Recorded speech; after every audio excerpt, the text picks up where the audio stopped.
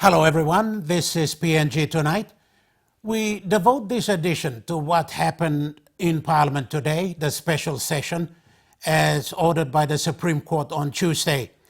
The House sat for only about 25 minutes, from 2:45 to 3:10 this afternoon. It was relatively short, but a lot was said and done within that time frame. The motion of no confidence in the Prime Minister, sought by the opposition and ordered to proceed by the Supreme Court, was the only business of the House. Speaker Theo Zurino read out the reasons for the special session after prayer. In doing so, he described the court order as vague, ambiguous, and open to all sorts of interpretation. The Speaker told the House they will seek redress. Another important development today was the move by the leader of the People's Progress Party, the member for Kavieng, Ben Micah, to the opposition.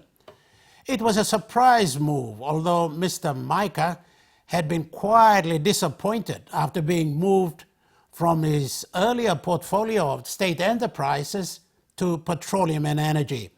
He has also been loud in that any move to remove the Prime Minister should only come from the floor of Parliament. Next, we pick up this special session of Parliament straight after prayer. Honourable members, I thank you for your attendance. This is a special meeting of the House. You know that we have been ordered by the Supreme Court at such short notice. The Supreme Court on Tuesday, 12th of June, handed down a decision in SCC number 3 of 2016, an application by the Leader of the Opposition pursuant to Section 18 of the Constitution for Parliament to be recalled to introduce, debate and vote upon a motion of no confidence in the Prime Minister, the Honourable Peter O'Neill, within 5 days, inclusive of Tuesday, 12 July 2016. Honourable members, this will be the only item of business for the House in this sitting. And honourable members, the Supreme Court made certain declarations contained in the orders issued on Tuesday, 12 July 2016, including a declaration that the Parliament's decision in failing to conduct the meeting of the Parliament on 8 June 2016 in such a way as to facilitate the introduction of the said motion of no confidence in Parliament, thereby preventing debate by Parliament on the no confidence motion lodged on 7 June 2016, was unreasonable or inconsistent with or in breach of the Constitution, and declared that unconstitutional and invalid. On this basis, the Supreme Court ordered the recalling of Parliament and further ordered that the Clerk of Parliament placed the notice as the first item of business on the first day of the sitting that the Parliament was to be recalled on. Similarly, the Supreme Court declared that the motion of no confidence in the Prime Minister, lodged with the Speaker on the 7th of June 2016, complied with the technical requirements of Section 145 of the Constitution and Standing Orders 22 and 130. Honourable members, this effectively means that the Supreme Court, in my view, has usurped the powers of the Permanent Parliamentary Committee on Private Business to declare the motion of no confidence to be in order. The Court, again in my view, has taken over the powers of the clerk by ordering that the notice of motion be put on the notice paper without being formally introduced to the House in accordance with standing orders. Again, honourable members, the Supreme Court orders were somewhat, in my view, vague. It was ambiguous and open to all sorts of interpretation. The Parliament was put in a situation where the notice of motion for a vote of no confidence in the Prime Minister was to be introduced, then debated, and finally voted on in today's sitting of the House in compliance with the Supreme Court orders, in direct contravention of the relevant provisions of the Constitution. However, at approximately 11:30 this morning, the Chair received from the Supreme Court an ancillary order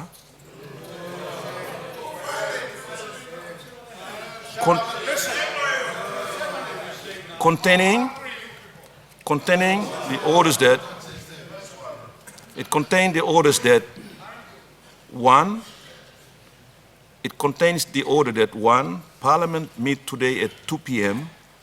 to comply with the orders number 7 and 8 for Parliament to introduce the motion and to adjourn for 1 week to Friday, 22nd July 2016 for the motion to be moved, debated and voted on in accordance with Section 145, subsection 1B of the Constitution. And secondly, that these orders take effect forthwith. Honourable members, this is one of the clearest times that the judiciary has encroached on the legislature in complete contravention of the doctrine of separation of powers in the orders that it issued on Tuesday, 12 July 2016 and the ancillary order of Friday, 15 July 2016. As a direct result of the Supreme Court orders, the legislature has been forced to breach provisions of the Constitution, the organic law on the calling of meetings of Parliament, and of course the standing orders. This latest ancillary order, in my view, is contrary to the principles of natural justice enshrined in Section 59 of the Constitution. It is a well-known tenet of the judicial system of Papua New Guinea that any and all parties concerned with a matter before any court or tribunal be given an occasion to be heard prior to the issuance of any orders to allow the court to make a proper ruling on the facts before they issue their orders.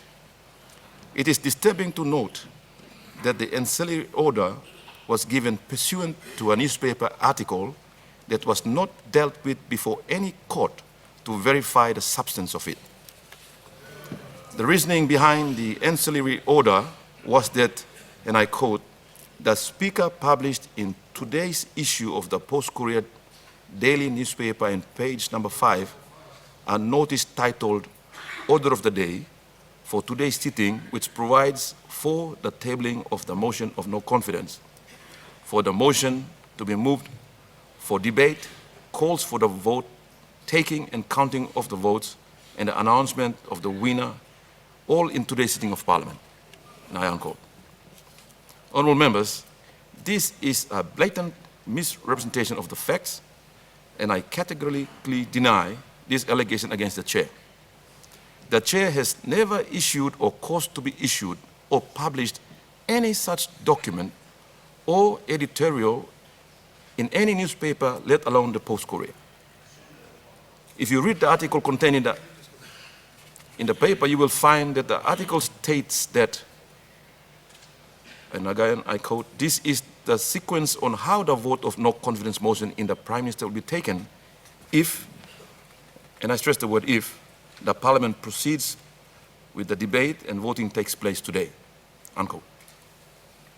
This article is purely the interpretation of the newspaper journalists that compiled it and is in no way an authorized publication given under the authority of this Chair, contrary to the suggestions by the Supreme Court.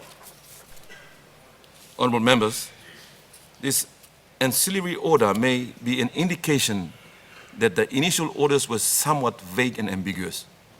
At any rate, now that the Supreme Court has clarified the position, the prudent thing to do in this situation for this Parliament would be to follow their order and introduce the motion today and adjourn for 7 days, as required by Section 145, subsection 1B of the Constitution, whereby debate and vote on motion shall be the next order of business. Honourable members, at this juncture, the Chair would like to advise the House that the Chair shall seek a resolution of the Parliament today to invoke a special constitutional reference before the Supreme Court to clarify the Supreme Court's power to order breaches of the Constitution and organic law and the circumstances under which such orders can be made, including the issuance of ancillary order based on articles that were in no way authorized by the Chair. With that, honourable members, we shall proceed to the only item of business today, and that is the matter concerning the notice of the vote of no confidence in the Prime Minister. I call on the Clerk of Parliament. Notice number 295, Mr. Sam Basil, member for Bulalo, to move that this Parliament has no confidence in the Prime Minister, Honourable Peter O'Neill MP, and nominates the member for Kandep, Honourable Don Polia MP, to be elected as the next Prime Minister of the independent state of Papua New Guinea. Honourable members, in line with our standing orders and of course the court ruling, this matter now stands adjourned for 7 days to 22nd July 2016. I now call on the Leader of Government Business.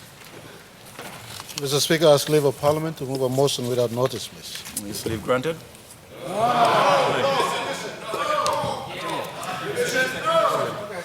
Division. Enter the division.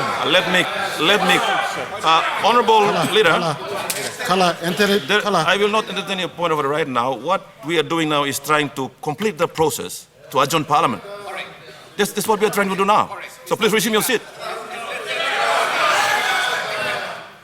Resume your seat. The Speaker is in total control of this House. We are going by the rules of orders of the court. So anyone should not be panicking in this House. I ask you to remain patient. I call on Leader of Government Business. Mr. Speaker, before I move my motion, if the Parliament pleases, may I inform Parliament that we have resumed Parliament as ordered by Supreme Court. This is an extraordinary sitting in compliance with the Supreme Court order. Mr. Speaker, not one order, but two orders. One order made in haste this morning, Mr. Speaker, consistent with the way the opposition leader has been saying Parliament should conduct since yesterday. Mr. Speaker. Mr. Speaker. And so we, on this side of the House. What's the point of order? My point of order is that, Mr. Speaker, you have made a ruling from your chair to adjourn Parliament for 7 days. There is no need for the Leader of Government Business to confuse this Parliament. No, I think it's not the confusion. What is happening here is we have the chair. I have a motion on foot, Mr. Speaker. The Parliament has granted leave for him to move the motion. So in the process of moving it, he's making a statement before he moves the motions. As simple as that. The court allows that. So the chair will allow the Leader of Government Business to please complete the process of moving the motion.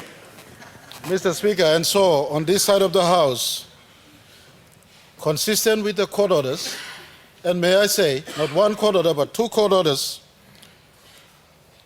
which was issued in the Supreme Court's wisdom, this side of the House will respect the court order, and we've accepted that the Section 145 motion is now on government notice, Mr. Speaker. And taking cue from your statement, Mr. Speaker, I move that I move a motion that Parliament endorses your call for a constitutional reference, Mr. Speaker. Questions, motion be agreed to. Those in favour say aye. Aye. Those against say no. The ayes have it. The ayes have it. Call the division. Is there a division? Is the division? Would those in, there is a division, I'm entertaining the division. I'm entertaining a division. Would those in favor please rise? We are in the process of. There's a point of order. You can't proceed without dealing with the point of order. I'll take your point of order. There's a division, and I'm trying to establish if there is support for this motion that was called. There's a point of order right now. Okay, if there is a point of order, honourable leaders, resume your seat, and I'll accept this point of order. Yeah. Thank you. There is a procedure. We call for patience. The point of order is this. Point of order is this, Mr. You can't Speaker. have a point of order on one point of order that is existing. Honourable Governor, resume your seat, complete your point of order. This is a special purpose sitting, Mr. Speaker, with only one agenda. The agenda is to have the motion introduced and to adjourn. That has already been achieved with your ruling. Full stop. There can be no further motion, no any other agenda introduced. We are now moving away from the purpose of this parliamentary recall into something else. The purpose of this parliament is not to call for the entertainment of any other motion other than to introduce the motion for a vote of no confidence and to adjourn it. So having made the ruling on already, you cannot call for another motion. Mr. Speaker, that is out of order. To do so will be in contempt of court, Mr. Speaker. Point taken. Point taken. Honorable leaders, I feel at this time we have to be sensitive of what is happening around us. We have to be sensitive about what is happening in Papua New Guinea as well. And whilst I would really want to take this matter to court right now and get this parliament to resolve for us to take this matter for judicial review, I would rather exercise caution. And I would say we will do it after we've dealt with the matter that's before us. I'm exercising a lot of precaution here. And so, for that reason, I will ask the leader of government business to go ahead with complete moving the motion for the adjournment of Parliament.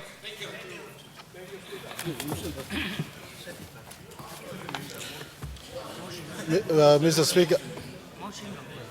Speaker, point of order, if you can ask me to withdraw the motion. Okay, Mr. Speaker, I ask that Parliament that we withdraw this motion, please. Questions, motion be agreed to. Those in favour say aye. Aye. Those against, no. The ayes have it. Leader, please go ahead. Mr. Speaker, I ask Leave of Parliament to move another motion without notice, please. Is the leave granted? No. Call division. He's trying to adjourn Parliament. Call division. Mr. Speaker, before I move for adjournment, I'm sure when you call for division, you would stand up, but they seem not to produce number on the other side, Mr. Speaker.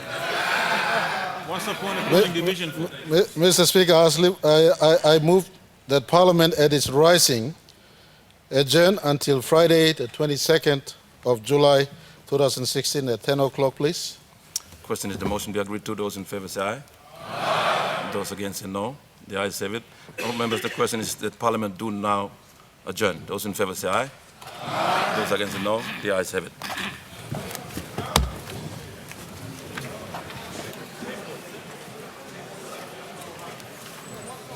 I'm right, huh?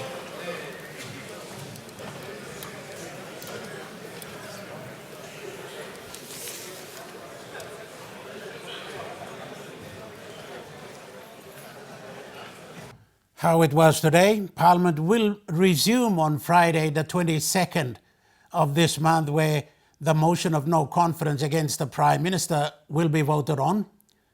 A very long week indeed in politics for all those in the House this term, both in government as well as the opposition. We'll leave it there. Thank you for watching. I'm John Higgins. Good night.